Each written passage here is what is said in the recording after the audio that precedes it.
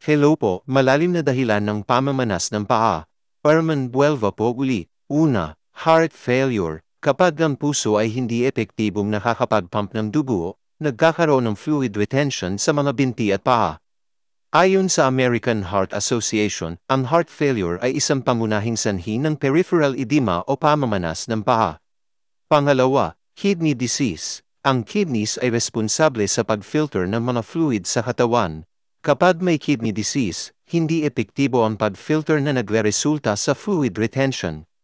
Pangatlo, liver disease or cirrhosis. Ang liver disease ay nagdudulot ng fluid retention at pagbaba ng albumin levels, na mahalaga sa pagpapanatili ng fluid balance sa katawan. Ika-apat, venous insufficiency. Kapag ang veins sa mga binti ay hindi epektibong nakakabalik ng dugo sa puso, nagkakaroon ng fluid buildup sa paa. Ika-lima, lymphedema. Kapag ang lymphatic system ay may problema, nagkakaroon ng buildup ng lymph fluid sa mga binti at paa. Ika-anim, inactivity or prolonged sitting and standing. Ang hindi pagkilos ng mahabang oras ay nagdudulot ng poor circulation na nagre-resulta sa fluid buildup sa mga binti at paa. Ingat po palagi. God bless po.